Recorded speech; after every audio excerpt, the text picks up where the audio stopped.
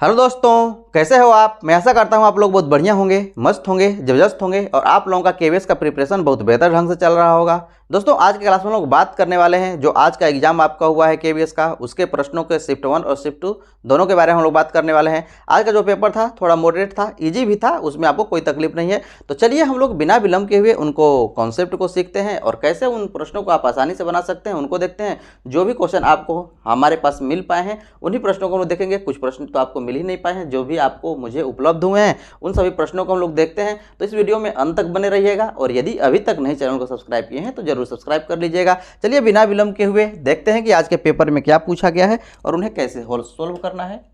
अब देखिए दोस्तों, ये आपका प्रश्न पूछा हुआ है आज, ठीक है। तो ऐसे प्रश्नों को भी आप आसानी से बना सकते हैं, कॉन्सेप्ट जानते हैं तो आसानी से बना सकते हैं। यहाँ पर कह रहा है कि कोई बेलन है और इसमें आपको बड़े से बड़ा शंकु बनाने के लिए बात कर रहा है कि जो सबसे बड़े से बड़ा शंकु के बारे में। तो सबसे बड़े से बड़ा शंकु यदि कहने का अर्थ है कि इस तरह से बनेगा सबसे बड़े से बड़ा शंकु, और इस शंकु के हाइट के बारे में बात करें, जो हाइट है उसके बारे में बात करें तो वही होगा जो इस बेलन का हाइट होने वाला है, ठीक है। और उसी तरह से इसके त्रिज्या के बारे में बात करें तो जो बेलन का त्रिज्या होगा वही इसकी शंकु की भी आपको त्रिज्या होने वाली है। तो आपको यहाँ पर इनके आयतनों का अनुपात आपसे पूछ रहा है कि आयतन का अनुपात क्या होगा।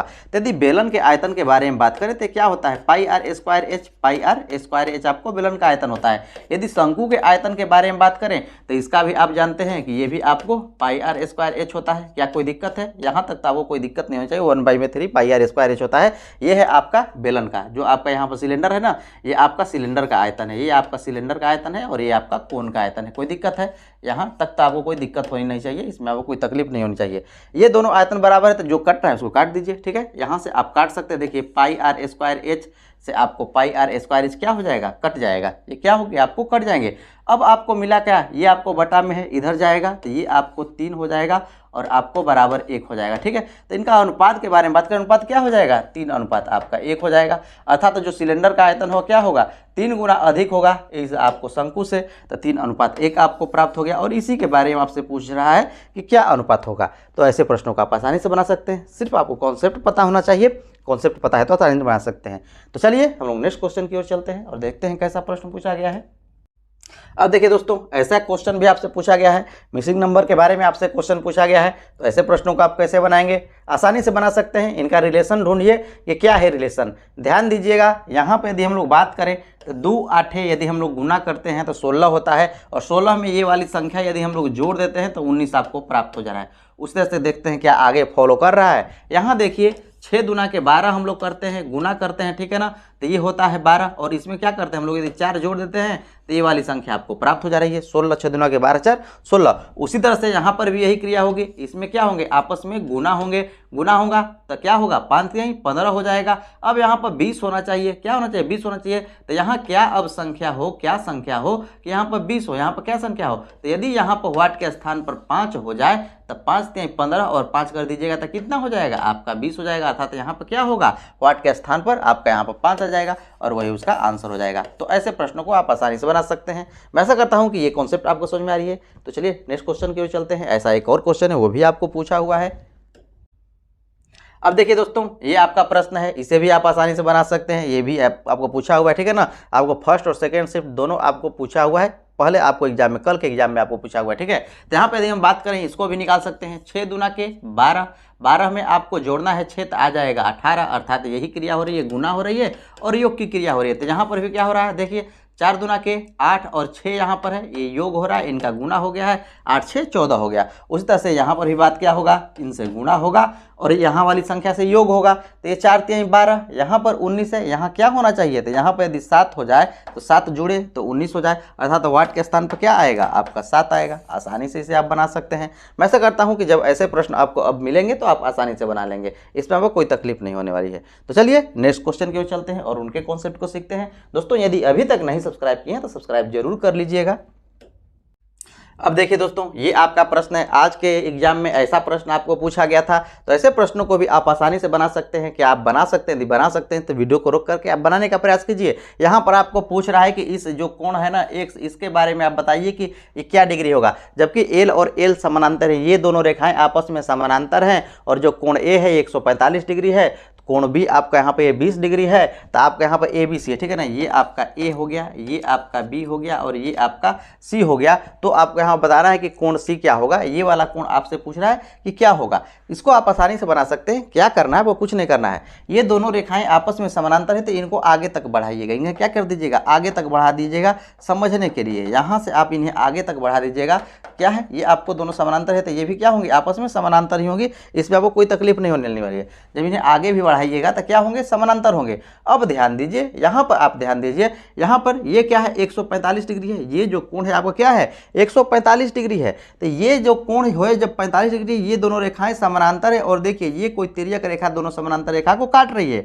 तो ये जो कोण होगा इस कोण के क्या होगा, बराबर होगा। इस कोण क्या होगा, बराबर होगा। क्यों बराबर होगा भाई, क्यों, क्योंकि ये दोनों संगत कोण है। ये दोनों क्या हैं, आपको संगत कोण है, इसलिए बराबर होगा। तो जब ये कोण क्या होगा, 145 है तो ये भी कोण आपको 145 होने वाला है। ये कोण कितना होने वाला है, 145 डिग्री होने वाला है। कोई दिक्कत है, अब कोई दिक्कत नहीं है।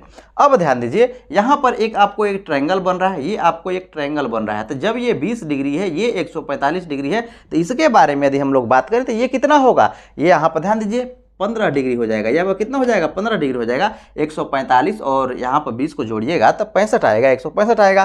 टोटल त्रिभुज के तीनों कोणों का योग कितना होता है, 180 डिग्री होता है। 180 डिग्री में से आपको 165 डिग्री घटाइएगा तो कितना बचेगा, ये आपको 15 डिग्री आ गया। यहाँ तक तो कोई दिक्कत नहीं है, कोई दिक्कत होनी भी नहीं चाहिए। अब ध्यान दीजिए, इसको हम लोग बात करें, ये क्या है, आपको समानांतर रेखा है तो ये सीधी लाइन है ना। तो आप जानते हैं कि सीधी रेखा पर कोण बनता है कितना का है, 180 डिग्री का कोण बनता है। जब ये कोण आपका 15 डिग्री हो गया तो ये कोण कितना होगा, इसके बारे में आपको बताना है कि ये कोण कितना होगा। तो जब ये आपको 15 डिग्री हो गया तो ये कोण कितना हो जाएगा, ये कोण कितना हो जाएगा आपका 165 डिग्री, क्योंकि 180 में से 15 क्या करना पड़ेगा, आपको घटाना पड़ेगा। जब घटाइएगा तो कितना आएगा आपका 165 डिग्री, और यही इस कोण का माप आपको हो गया। मैं ऐसा करता हूं कि ये बात आपको समझ में आ गई है। तो ऐसा प्रश्न भी आपसे पूछा हुआ था ज्योमेट्री से। तो चलिए नेक्स्ट क्वेश्चन की ओर देखते हैं और कैसा प्रश्न पूछा है, अंत तक जरूर बने रहिएगा। अब देखिए दोस्तों, इससे पहले माध्य माध्यिका बहुलक से आपको क्वेश्चन नहीं पूछा था, लेकिन आज के शिफ्ट में इससे आपको प्रश्न पूछा हुआ है। यहाँ पर इसकी माध्यिका के बारे में पूछ रहा है, दोनों शिफ्ट में पूछा है। तो माध्यिका निकालने की करना क्या है, इसको सजाना है। पहले इसको सजा लेना है, ठीक है ना, बढ़ते क्रम या फिर घटते क्रम में। और जो बीच वाली आपको प्राप्त होती है वही माध्यिका होती है। इन्हें आप यदि सजाइएगा तो क्या प्राप्त होगा, देखिए सबसे छोटा एक है, एक पहले लिखना है। उसके बाद एक देखिए 2 बार है तो उसको पुनः लिख देना है। 3 देखिए कितनी बार है, 3 बार आपको 3 प्राप्त हो रहा है तो 3 को 3 बार लिख देना है। उसके बाद 4 आता है तो 4 को आपको रखना है। उसके बाद कौन सा आने वाला है, 4 के बाद तो 5 है नहीं, 5 के बाद आपको यहाँ पर 7 होने वाला है, ठीक है ना। ये आपको 7 हो गया 2 बार। जब 7 2 बार हो गया तो 8 अब आपको है, उसके बाद 9 है, ठीक है ना। उसके बाद आपका 9 है और उसके बाद 11 है। यही आपको संख्या है, यही आंकड़े आपको हैं, इसी के माध्यिका बताना था। यहाँ पर संख्याएं कितनी है, 1 2 3 4 5 6 7 8 9 10 11, टोटल 11 संख्या है। तो बीच वाली संख्या कौन आएगी, कौन बीच वाली संख्या आएगी, छठवीं संख्या जो होगी बीच वाली संख्या होगी। अर्थात इधर से 5वीं संख्या को छोड़ देना है, इधर से 5वीं संख्या क्या करना है, छोड़ देना है। अब उसके बाद जो बीच में बचेगा वही उसका क्या होगा, माध्यिका होगा। जो मिड होता है ना, जो मध्य वाला होता है वही आपको माध्यिका होता है। तो इसकी माध्यिका कितनी हो गई, 4 हो गई। इसकी माध्यिका आपको कितनी हो गई, 4 हो गई, ठीक है। मैं ऐसा करता हूँ कि ये कॉन्सेप्ट आपको समझ में आया है। इसके अलावा भी एक क्वेश्चन आपको पूछा है। चलिए नेक्स्ट क्वेश्चन की ओर चलते हैं और उनके कॉन्सेप्ट को सीखते हैं। अब देखिए दोस्तों, ऐसा क्वेश्चन आपसे पूछा हुआ था, माध्यिका उसमें दिया हुआ था कि ये 1.1 है और यहाँ पर माध्य आपको दिया हुआ था कि 1.2 है। तो उस स्थिति में आपको यहाँ पर बहुलक पूछा था कि बहुलक बताइए कि क्या होगा, ठीक है ना। माध्यिका आपको मीडियन दिया हुआ था, मीन दिया हुआ था और मोड आपसे पूछ रहा था। तो आप जानते हैं तो अच्छी बात है, नहीं जानते हैं तो ये फॉर्मूला आपको याद रखना है। ये फॉर्मूला आपको याद रखना है, 3 माध्यिका बराबर होता है 2 माध्य प्लस बहुलक आपको होता है। यहाँ पर निकालनी है बहुलक के बारे में, यहाँ पर क्या निकालनी है, बहुलक के बारे में। तो यदि हम लोग 3 माध्यिका कितनी है, माध्यिका यदि हम लोग मानकर चलिए कि यहाँ पर 8 लेते हैं तो ये 3 गुना 8 हो जाएगा। 2 गुना माध्य के बारे में बात करें, माध्य यदि हम लोग 6 लेते हैं तो किसी के होगा, बहुलक के बराबर होगा। मैं ऐसा करता हूँ कि इतनी बात आपको समझ में आ रही है, ये आपको याद रखना है। ये फॉर्मूला कि 3 माध्यिका बराबर 2 माध्य और प्लस आपका बहुलक होता है, ठीक है ना। तो यहाँ से आप इसे कैलकुलेट कर सकते हैं। 8 3 के 24, 6 दूना के 12, अर्थात बहुलक आपको क्या निकल करके आया, बहुलक आपको यहाँ से क्या निकल करके आया, बहुलक इसी फॉर्मूला पर आपको एक क्वेश्चन पूछा था और एक उस कॉन्सेप्ट से आपसे पूछा था। तो यहाँ पर बहुलक 24 में से 12 घट जाएगा तो कितना आएगा, आपका 12 हो गया बहुलक। उसी तरह से यहाँ पर ये आंकड़ा आपको है, इस आंकड़े से भी आप आसानी से निकाल सकते हैं। यहाँ पर उसका जो दिया हुआ है माध्यिका 1.1 है, अर्थात ये हो गया आपको 3 × 1.1 हो गया, ठीक है ना। और ये आपका हो जाएगा 2 × आपका 1.2 हो गया।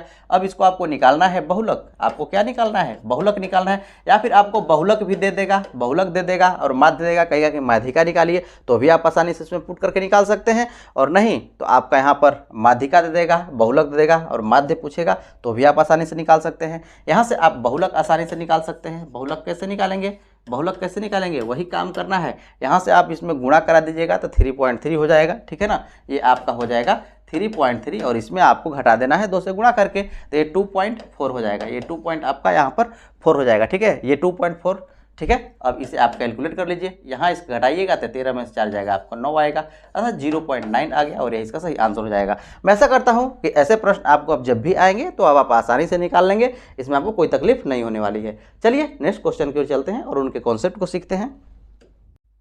अब देखिए दोस्तों, 11 से विभाज्यता का पुनः आपको पूछ दिया गया है, ठीक है ना। 9 का विभाज्यता का पूछ रहा है, 11 का विभाज्यता का पूछ रहा है, 7 का विभाज्यता का पूछ रहा है। तो आप पिछला वीडियो जरूर, आप सभी वीडियो को देख लेंगे, सभी के सभी इंपॉर्टेंट वीडियो हैं और सभी महत्वपूर्ण कॉन्सेप्ट है और इसी में आपको पूछ रहा है, तो इसका यदि जानते हैं कॉन्सेप्ट तो आसानी से बना सकते हैं। यहाँ पर 11 के विभाज्यता के बारे में बात कर रहा है, तो आप जानते हैं कि 11 का विभाज्यता क्या होता है। ध्यान दीजिएगा, यहाँ पर जो है ये आपको x है, ये आपको 7 है, 4 है, 3 है, ये क्या है 11 से विभाज्य संख्या। तो 11 से कोई संख्या विभाज्य कब होती है, कब होती है कोई संख्या 11 से विभाज्य, जब उनके अल्टरनेट डिजिट का योग, जब उनके अल्टरनेट डिजिट का योग, उनके अल्टरनेट डिजिट के योग और उनके अंतर करें यदि दोनों का, तो यदि वो 11 से विभाज्य तो पूरी की पूरी संख्या 11 से विभाज्य होती है। तो अल्टरनेट डिजिट यहाँ पर क्या है, 2 है, x है और 4 है, एक एक छोड़ करके, तो यहाँ पर 2 प्लस x और प्लस आपका 4 हो जाएगा, इनका योग। और आपको करना है जो अल्टरनेट दूसरे हैं उनको, अर्थात 5 प्लस 7 करना है और प्लस आपको 3 करना है और इन्हीं का आपको कर देना है अंतर। अब अंतर कीजिएगा तो 4 2 6 अर्थात 6 प्लस x हो जाएगा और माइनस यहाँ पर 7 5 12, 12 3 क्या हो जाएगा 15 हो जाएगा, ठीक है। अब ये संख्या 11 से विभाज्य है, अर्थात कहने का अर्थ क्या है कि यह x माइनस 9 क्या है 11 से विभाज्य, 11 से क्या होगी पूरी की पूरी कटेगी, 9 यहाँ पर लिखा गया, यहाँ पर 11 से क्या है ये आपको विभाज्य पूरी की पूरी। तो ये संख्या 11 से विभाज्य कब होगी पूरी की पूरी, जब यहाँ पर x का वैल्यू, जब यहाँ पर x का वैल्यू क्या हो जाए, जब यहाँ पर x का वैल्यू 9 हो जाए। तो यदि यहाँ पर x का वैल्यू 9 हो जाता तो ये 0 हो जाता और 0 तो किसी भी संख्या से विभाज्य है, तो 11 से भी आपको विभाज्य हो जाता। यदि ऑप्शन में 0 होता तो 0 उसका सही आंसर हो जाएगा और यदि 0 नहीं होगा अन्य संख्या होगी तो अन्य संख्या अब इसमें क्या हो सकती है, यहाँ पर 9 है तो इसके जगह पर x के जगह पर क्या होनी चाहिए, यदि 12 हो जाए तो 12 कह रहे हैं इसमें, ठीक है ना। यदि यहाँ पर 20 हो जाए तो 20 में से 9 को घटाइएगा तो क्या आएगा आपको 11 आएगा और 11 क्या होगा 11 से विभाज्य होगा। यदि वो भी ऑप्शन होगा तो भी उसका सही आंसर हो जाएगा। मैं ऐसा करता हूं कि ये बात आपको समझ आ रही है, इसमें आपको कोई तकलीफ नहीं है। तो ऐसे प्रश्न आपको जब भी पूछेंगे आप आसानी से बना लेंगे। यहाँ पे x का वैल्यू यदि आपको 20 भी दिया होता ऑप्शन में तब 20 भी उसका सही आंसर होता, 0 यदि नहीं होता 20 भी दिया होगा तो भी आपको सही आंसर होगा।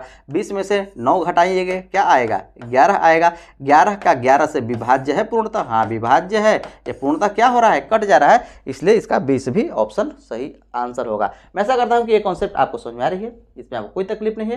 तो चलिए नेक्स्ट क्वेश्चन की ओर चलते हैं। ये बार बार प्रश्न पूछे जा रहे हैं विभाज्यता से रिलेटेड, तो इसको आप अच्छी तरह से याद रखना है। 9 सा विभाज्यता, 11 का विभाज्यता, 8 का विभाज्यता, 4 का विभाज्यता, ये सभी बातें आपको याद रखनी है। 7 का विभाज्यता तो आप पिछला वीडियो अवश्य आप देख लीजिए, यदि नहीं देखे हैं देख लीजिए।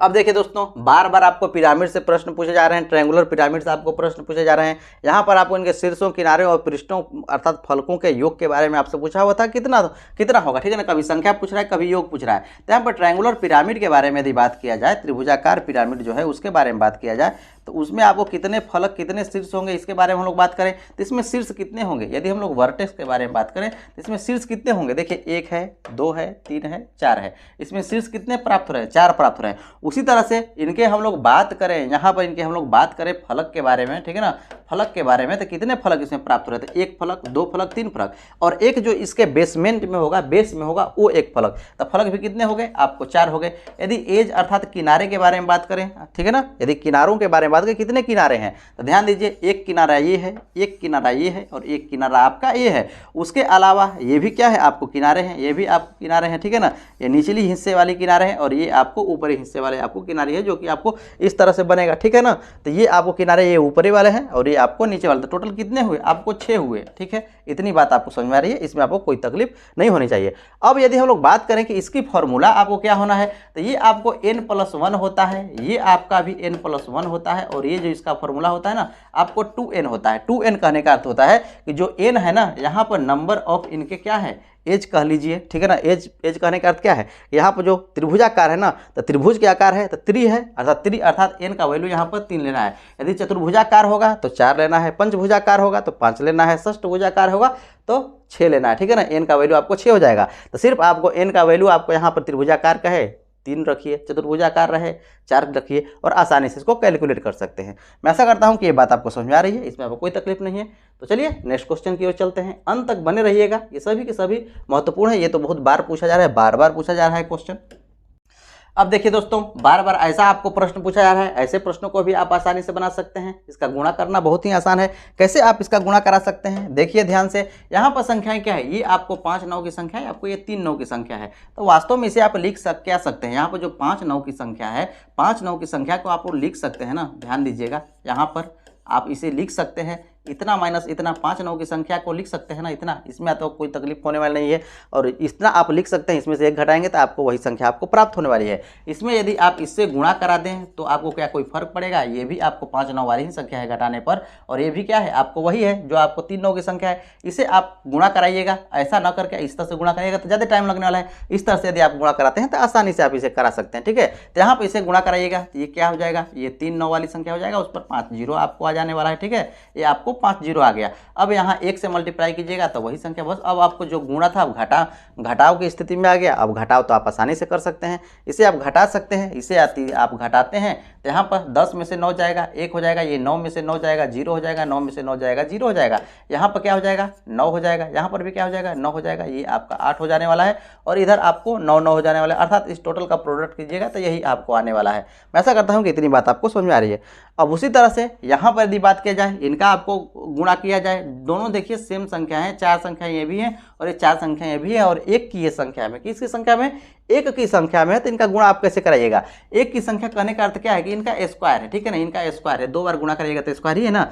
अब आपको कुछ नहीं करना है, यहाँ पर गिनना है कितनी बार में संख्या है। ये संख्या आपको 5 भी हो सकती है, 1 1 6 भी हो सकते हैं, 10 10 भी हो सकते हैं, कितना भी हो सकती हैं, उन्हें आप आसानी से गुणा करा सकते हैं। कैसे कराना है आपको, यहाँ संख्याएं कितनी तक है, 4 संख्या है, तो 1 2 3 4 तक गिनती गिनना है, और पुनः क्या करना है, इसी को घटा करके गिनती गिन देना है। तो घटाइएगा तो 4 के बाद क्या आएगा, 3 आएगा, 2 आएगा और 1 आएगा। इसका पूरा का गुणा कीजिएगा तो यही आपको आने वाला है। उसी तरह से यदि आपको 9 9 वाली संख्याओं का आपको गुणा करने के बारे में बात किया जाए, गुणा कीजिए क्या होगा, तो इसे आप आसानी से गुणा कर सकते हैं। इसे लिख सकते हैं, ये 9999 अर्थात 10,000 में से आपको 1 घटा कर लिख देना है, और ये भी क्या हो जाएगा 10,000 में से आपको 1 घटा करके लिख देना है। दोनों बात आपका एक ही है, इसमें कोई तकलीफ नहीं है, ठीक है। तो यहाँ पर कहने का अर्थ क्या है कि ये 10,000 में -1 का क्या है आपको स्क्वायर है। इतना तो आपको समझाने के सिर्फ आप जानेंगे तो आप आसानी से कर सकते हैं, आपके मन में ही सारी क्रियाएं हो जाएंगी। अर्थात ये क्या है, a - b का होल स्क्वायर है, तो ये क्या हो जाएगा, जो ये संख्या है यहाँ पर जो होगा 1 पर 8 0 होने वाली संख्या हो जाएगा, ठीक है ना। आपको a स्क्वायर काम करेगा, ये आपका b स्क्वायर अर्थात 1 हो गया,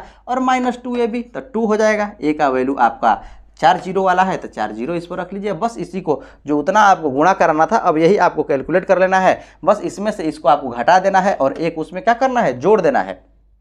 0 में से 0 घटाइएगा, 0 आएगा, 0 आएगा, 0 आएगा, 0 आपका आएगा, 4 0 हो गया। अब 2, अब 4 0 आपका यहाँ तक तो आप क्लियर कर लिए। अब यहाँ पर 2 तो ये क्या हो जाएगा आपका 10 हो जाएगा, और 10 में से 2 जाएगा क्या होगा आपको 8 हो जाएगा, 10 में से 2 जाएगा आपका 8 हो जाएगा। यहाँ 9 होगा, यहाँ 9 होगा, यहाँ 9 होगा, अर्थात 3 9 आपको उसके आगे आ जाने वाले हैं, और उसमें सिर्फ आपको 1 जोड़ना है, तो यहाँ वाली संख्या क्या हो जाएगी आपको 1 हो जाएगी, और यही इसका गुणा हो जाएगा। मैं ऐसा करता हूँ कि आपको ये आसानी से समझ में आ गए होंगे, इसमें आपको कोई तकलीफ नहीं है। तो चलिए नेक्स्ट क्वेश्चन की ओर चलते हैं और उनके कॉन्सेप्ट को सीखते हैं।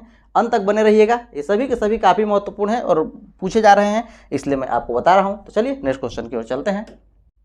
अब देखिए दोस्तों, बार बार आपको एलसीएम एचसीएफ से क्वेश्चन पूछे जा रहे हैं। यहाँ पर कह रहा है कि दो संख्याओं का एलसीएम और एचसीएफ क्रमशः आपको 84 है, ठीक है ना। एलसीएम जो है ना 84 और 7 आपको है। एलसीएम 84 था, आप जानते हैं, नहीं जानते हैं तो जान लीजिए। दो संख्याओं का गुना जो होता है वो हमेशा एलसीएम और एचसीएफ के उनके गुणनफल क्या होगा, बराबर होगा। दो संख्याओं का जो गुना होता है उन संख्याओं के एलसीएम और एचसीएफ के गुने के बराबर होता है।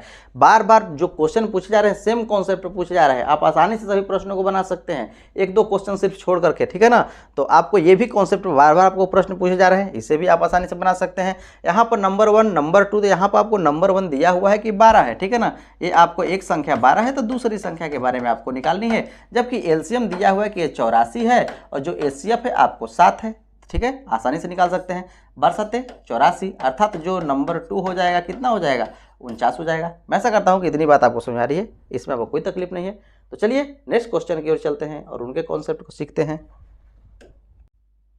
अब देखिए दोस्तों, ये आपका क्वेश्चन है। यहाँ पर आपको यात्रा संबंधित प्रश्न है, कितना समय लगेगा यहाँ पर यात्रा करने में। कह रहा है कि यदि एक रेलगाड़ी 22 फरवरी को यहाँ चलती है सुबह 8:10 पर और 23 फरवरी को 1:20 पर आपको सुबह ही पहुँच जाती है, तो यात्रा का समय आपको बताना है कि कितनी देर गाड़ी यात्रा की, इसके बारे में आप बताइए, ठीक है।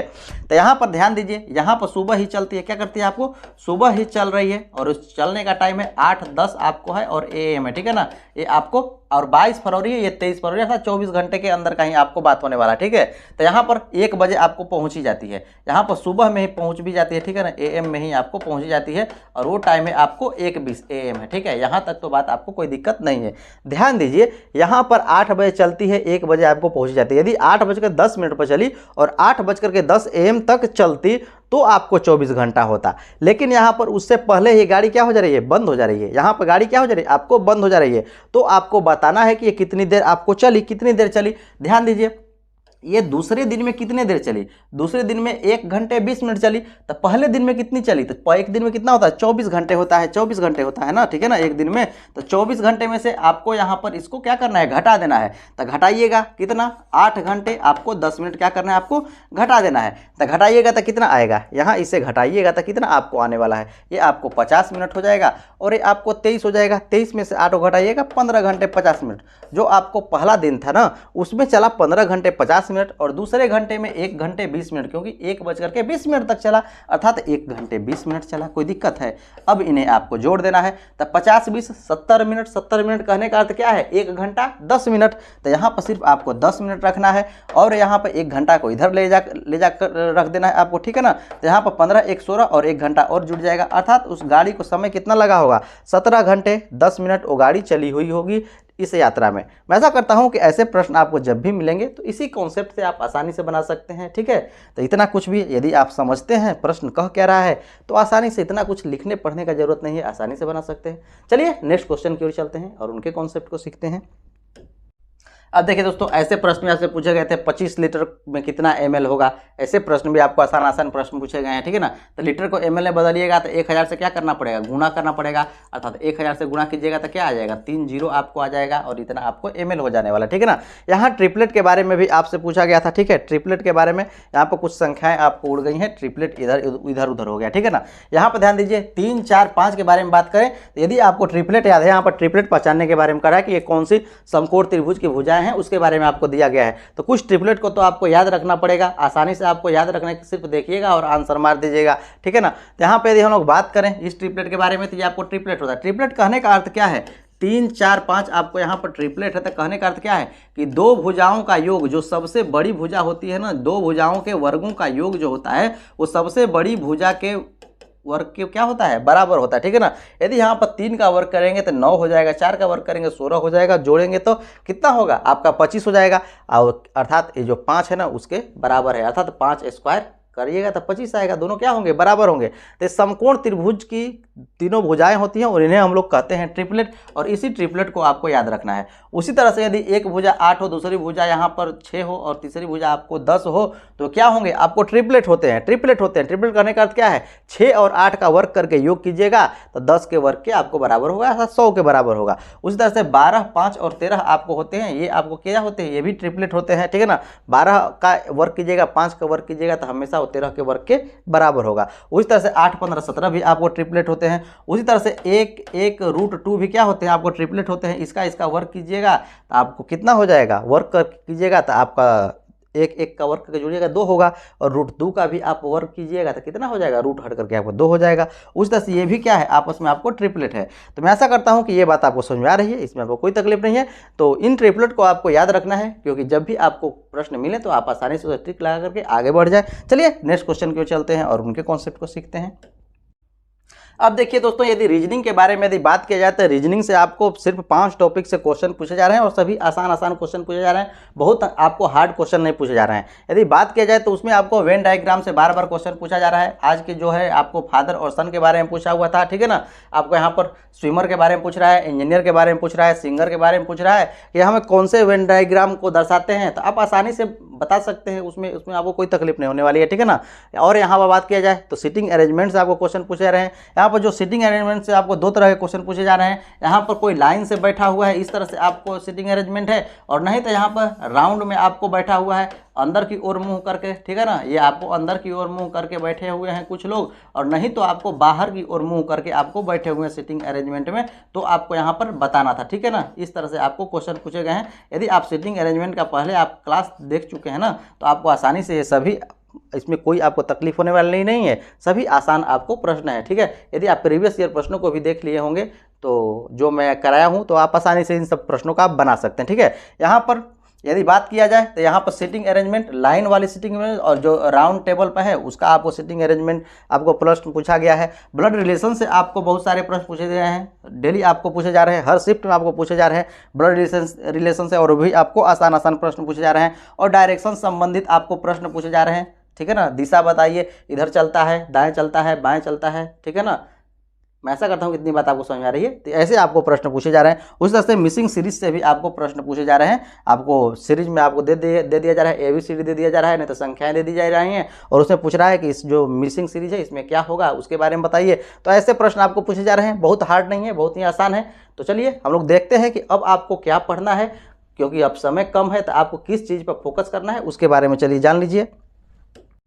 अब देखिए दोस्तों, बात करें हम लोग इम्पोर्टेंट टॉपिक के बारे में, तो जो आपको बार बार इसमें पूछे जा रहे हैं इम्पोर्टेंट टॉपिक, वो है आपको यहाँ पर पिरामिड से बार बार प्रश्न पूछे जा रहे हैं, प्रिज्म से बार बार प्रश्न पूछे जा रहे हैं, लाइन ऑफ सिमेट्री से यहाँ पर बार बार प्रश्न पूछे जा रहे हैं। और इन दोनों को आपको तुरंत एक वीडियो आपको डालने वाला हूँ, ठीक है ना। इनसे आपको ये दोनों आपको कॉन्सेप्ट तुरंत आपको समझ में आ जाएंगे, और इससे आपको एक भी प्रश्न आपको छूटने वाला नहीं है। उस तरह से LCM SCF से आपको बार बार वही कॉन्सेप्ट जो मैंने आपको अभी बताया, उसी कॉन्सेप्ट से आपको बार बार प्रश्न पूछे जा रहे हैं। यहाँ पर क्यूब और सिलेंडर के बारे में, उनके वॉल्यूम से रिलेटेड आपको प्रश्न पूछे जा रहे हैं, मेजरमेंट से आपको प्रश्न पूछे जा रहे हैं, ठीक है ना। यूनिट से प्रश्न पूछे जा रहे हैं कि ये किसके लंबाई का यूनिट क्या है, ठीक है ना। इस तरह से आपको दे दिया गया सेंटीमीटर, डेसीमीटर, डेकामीटर, तो उसके बारे में आपसे पूछ रहा है। यहाँ मेंसुरेशन से आपको बार बार आपको प्रश्न पूछे जा रहे हैं, और फ्रैक्शन संबंधित आपको बड़ा छोटा बताने के बारे में अभी आपसे बहुत सारे प्रश्न पूछे जा रहे हैं। तो इन टॉपिक्स को आप एक बार जरूर देख लीजिए, ठीक है ना, ताकि आपको आने वाले एग्जाम में जो भी 2-3 एग्जाम आपको बचे हुए हैं, आप आसानी से सभी प्रश्नों को कर सकें, क्योंकि इन्हीं से आपको ज़्यादा प्रश्न आपको